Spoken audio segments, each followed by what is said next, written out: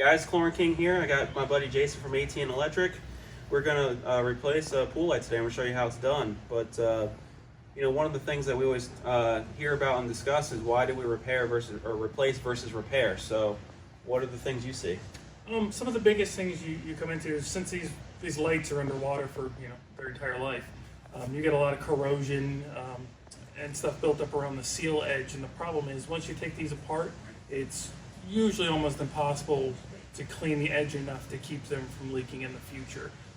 So the biggest problem we run into is they get repaired, and usually within a year or so they start to drip a little bit. And once you get enough water in the light fixture, it burns out the bulb and you're starting from scratch all over again. And that's exactly what happened here. The client had her light repaired, and then water got into it. Now, not even a year later, it's out again. So as he was saying with the seal, even with a brand new gasket, the likelihood of it sealing perfectly is slim to none. So it's usually always better to go ahead and replace versus repair. It doesn't. The biggest thing is it doesn't make sense labor-wise to spend 2 to 3 hours cleaning a light fixture perfectly that could potentially leak again in the future. The cost of the labor will almost make up for the cost difference of buying a new fixture. So we'll show you the gasket when we get it out and kind of explain, and we can probably take this light apart and show you kind of what happened to this one so you guys get a better understanding of it. But I guess at that time, just go ahead and get this light out. Yeah, we're going to take the light out and get started. All right, so Jason's taking the box open right now so we can take a look at what we need to do.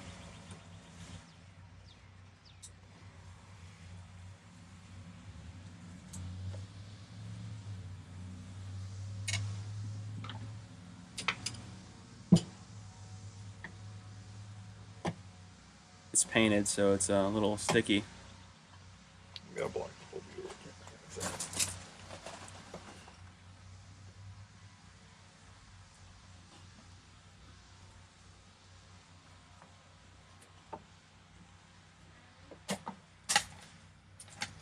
Gotta love when people paint boxes.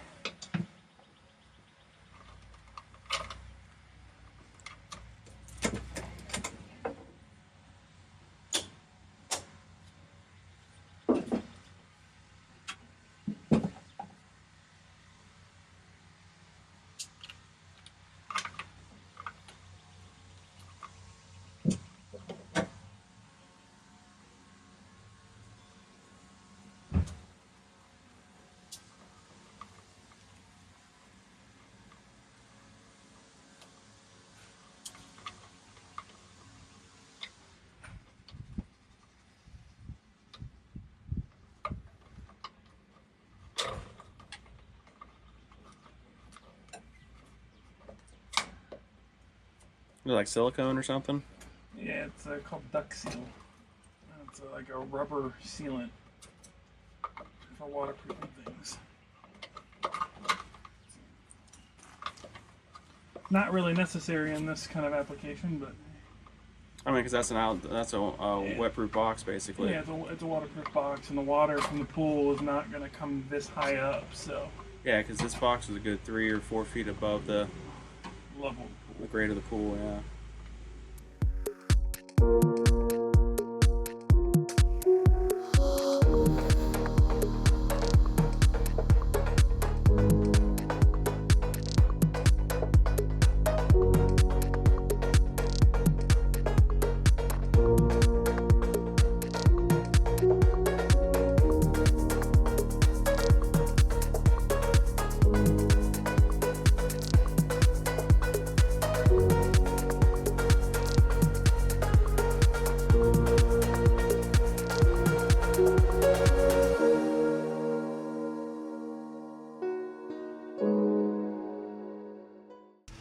Alright, so like we talked about, we're replacing this light due to having water in it.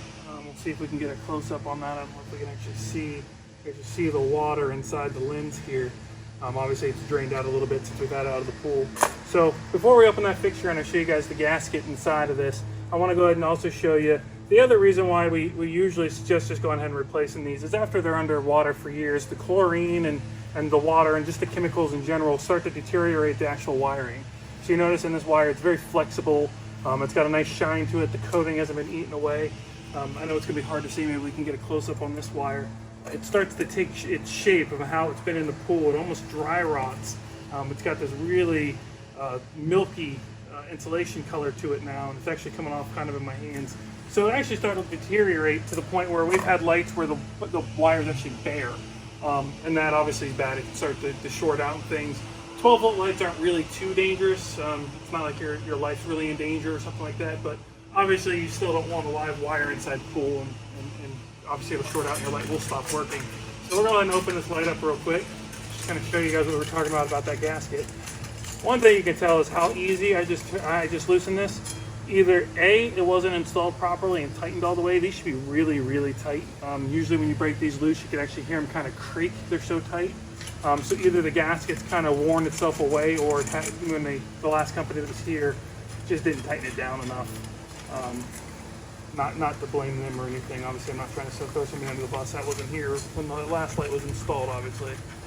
So, in a second here, we'll get this thing open here, and I'll show you guys the gasket of the light fixture. So this is the band.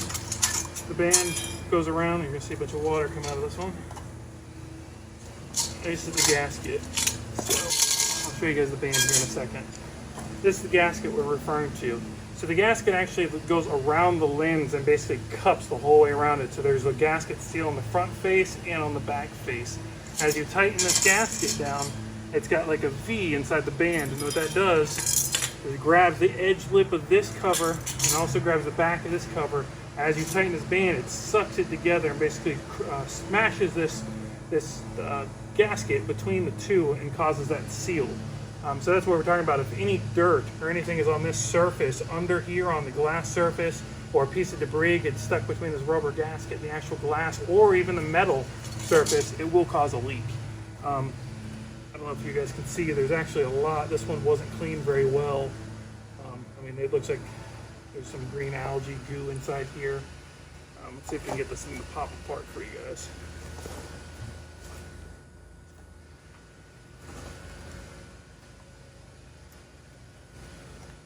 It's just a little stuck. Let's go try to pop it apart here. There we go. You can see the inside of the fixtures actually all oxidized and got some corrosion inside. The bulb, from getting super hot and then the water hitting it, has actually cracked and broken off on the inside. And the other issue, when you start to replace these, like say we would have decided instead that we were going to go ahead and repair this fixture. Can we get a close up? I don't know if you can get closer. You can actually see, let's get this out of here. There's actually rust forming, and all the tabs are rusted, the inside, so everything in the back side of this fixture is all going to be rusted out. So the longevity of this fixture, even if we fix it, we could be back here in another 2 months, 6 months, a year. It's really hard to say how long it's actually going to last. So that's why we've made the decision we're going to go ahead and just replace the entire fixture, which is typically what we do. We try not to do repairs on lights unless the customer is very adamant about it, or for some reason it's a very new light fixture that failed. So I think at that point we're going to go ahead and clean some of this stuff up. We'll start patching the new wire and pull this new light wire in. So. All right, so Jason's here now. He's going to show us how we splice the conduits together so when we make a pole it's solid and does not come apart in the conduit. Obviously we're not so worried about nicking this wire, as we're just going to be using it for pulling. We're not doing any makeup on there. If we were making this up to actually put in an electrical box, we would be a little bit more careful and go about it a different way. That way we were positive we weren't going to nick any of these wires and cause any issues in the future.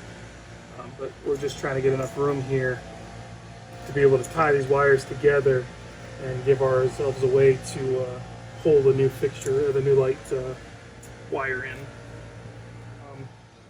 Normally we wouldn't do it that way. We wouldn't cut the wire that way if we were going to be making this up for a panel, because we'd want to be cautious not to nick any of these wires so we wouldn't have any issues in the future. But we're just getting enough length here so that we can cut and do the same thing on this end. We can tie the two together, and then we're able to use it to pull in this new wire through the existing conduit and make it easier on ourselves. So I'm going to go ahead and do the same thing on this end, and then we'll get them tied together.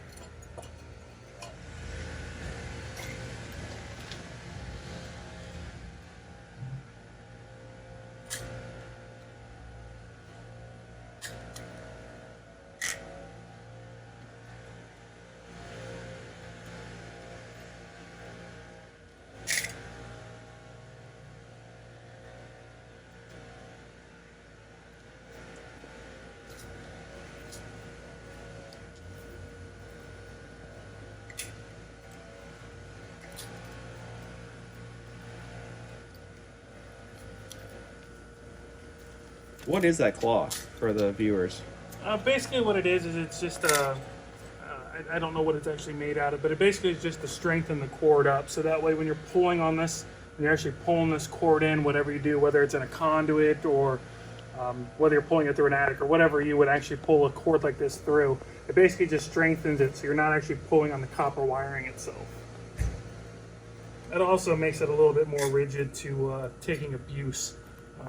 It kind of wraps around the wires, so as it, like say if this was out in the open where it could actually be abused and hit, it kind of makes it a little bit more durable, gives us some cushioning and some protection around the wire itself. That was 9 out of 10 for explanation, but I'll take it. All right, so everybody has their own way of bonding the wires together, and I'm sure some of you will have some comments to how I've done this wrong, but realistically the end goal is as long as we can get it to pull through and it's strong and it doesn't break loose at the end of the day, that's all we're looking for. We're not looking for perfection. So I'm going to do it the way I've always done it and never had a problem doing it. Yeah, I mean, we pulled a good amount of lights through and never had an issue once. So basically what I'm doing is I'm getting it to where I actually have the copper wiring to work with. It's just easier, you get a better bond that way. If I were to take these two and just tape them together wire to wire, it wouldn't take much pulling strength to actually pull those apart. So what I do is I do exactly what I did here and I pull them apart. I'll take this, set it here so I don't lose that back in the pool. Put it on the mat. Heavier. As soon as I get up, it's gonna move. I'll do the same thing over here.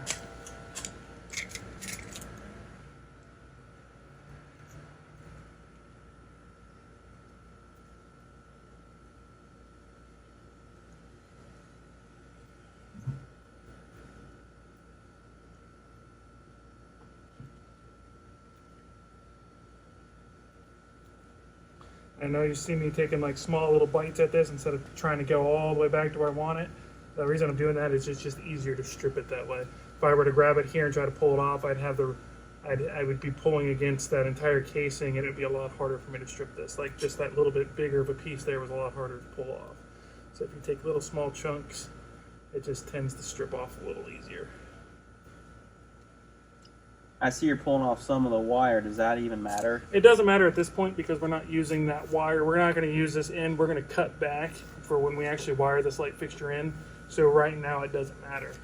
If you were to do that with the wiring that you were going to actually wire this pull up with, it actually would make the wire smaller. So basically you're degrading and derating that wire by doing that. So yes, if we were going to be making it up, we'd want to be careful of that and we'd actually need to cut back more to where we didn't break any of it.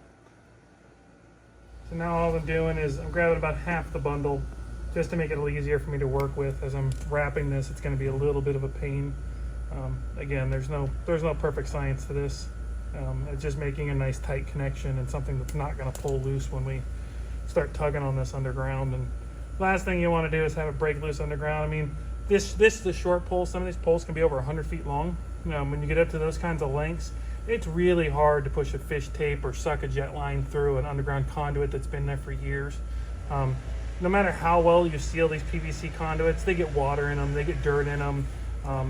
After years of sitting there, it basically turns into this kind of like mush, almost like a concrete, and it's very hard to pull through. So it's way easier if we take our time here and just make sure we make a really good bond. That way we have something solid to pull with. That way we don't have to attempt to try to push a fish tape through this. Sometimes that is the only way. Unfortunately, we have run into it where people have cut these fixture whips so short in the wire niche where you can't actually bring the light up and sit it up on top of the land here. And obviously, if it's that short, there's no way for me to attach this wire to it. I can't tape it underwater. So the only thing we can do is cut it off and push a fish tape or however we end up getting it through.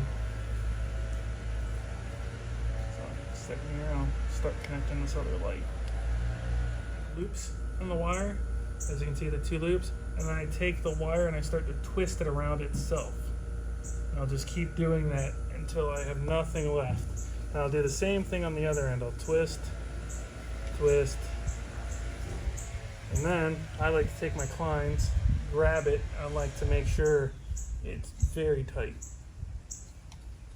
And do the same thing on the other end. Matches to increase the durability. It basically, it tightens that braid up so it's less likely that it's going to pull out as you're pulling on it. I mean, you can see you're not pulling that apart. So, and you're doing this 3 times. So it just gives you that extra strength. There we go. And if one's a little bit longer than the other as you get going, it's really not the big of a deal. The wire's so small, you're not really adding thickness to it. So nice 3M electrical tape. What I'll do is I'll start back on the casing. I'll start pulling this tight. As you wrap this, if you were to wrap this loose, it really is not giving you any strength. So what you're going to want to do is you grab it, you pull it tight. As every wrap, you kind of give it that little bit of a tug as you come across. It gives you a nice tight bond. Kind of stretches the tape and gives it this tight hold. So the tape's also giving you some strength.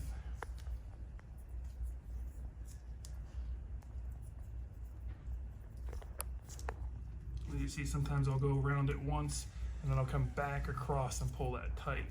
And that's just, I'm trying to get this all kind of nice and neat in there so it's straight.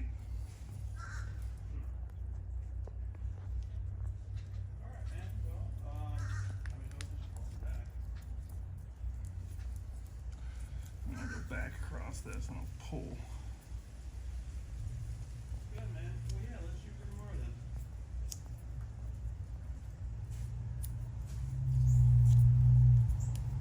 Keep going until we get all the way back onto this end.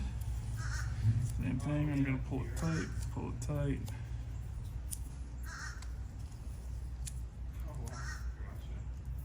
And then I'll do some light wraps here just to get some extra, and then I'll go over this one full time. As you see, super thin. Obviously it's not going to get caught up in the pipe. If you were to make a really big bundle there, you'd have an issue pulling it through the conduit.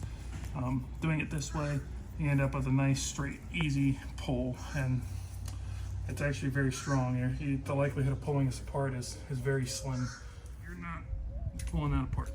So we're ready for the wire pull at this point, so we'll go ahead and clean up a little bit and we'll get set up to pull this in. All right, so I'm here on the junction box side, and I'm going to go ahead and start pulling the light through.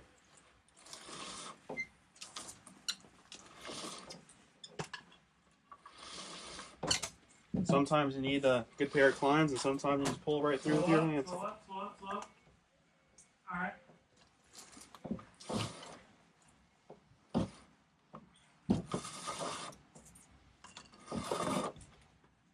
Oh, there's our tape from our new light, so now we're pulling in the new conduit right now.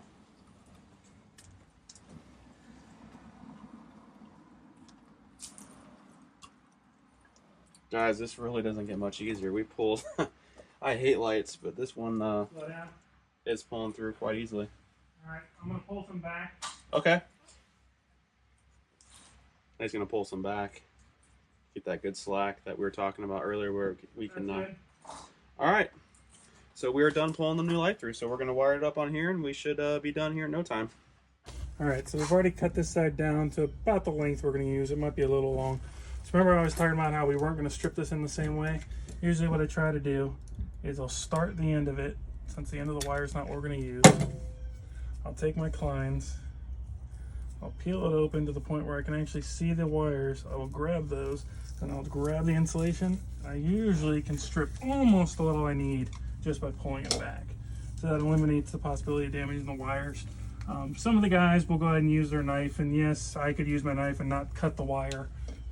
But for the average person who's not used to cutting into insulated wire like this, it's probably best to teach you guys a different trick instead of using my knife and somebody's, making a mistake and cutting into this insulation and damaging their $1,000 light. So I'll just keep pulling back until I get to where I need. I don't have to go all the way back.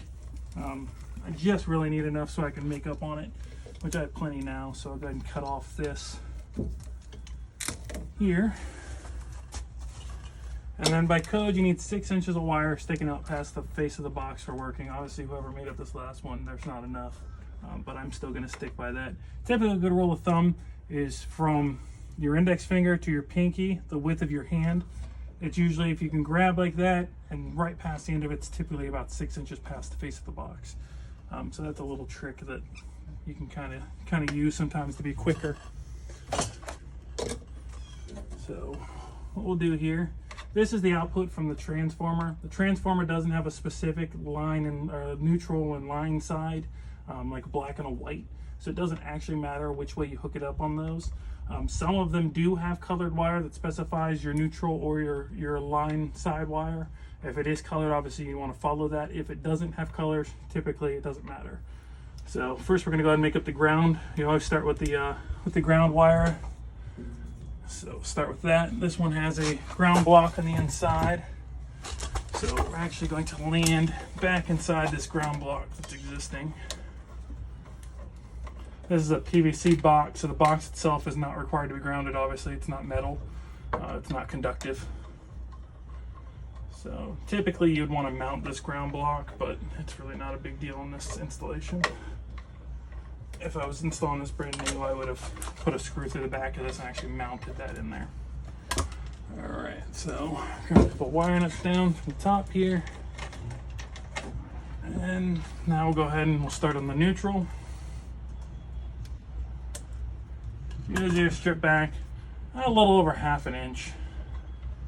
And like I said, it doesn't matter on this transformer which one goes where. So we're using regular wire nuts. Doesn't have to be waterproof because this is a weatherproof box. It's got a gasket on it, which means obviously no water or anything's getting inside this. We don't have to worry about it being weather resistant wire nuts. And then the same thing with the black, which is the hot wire.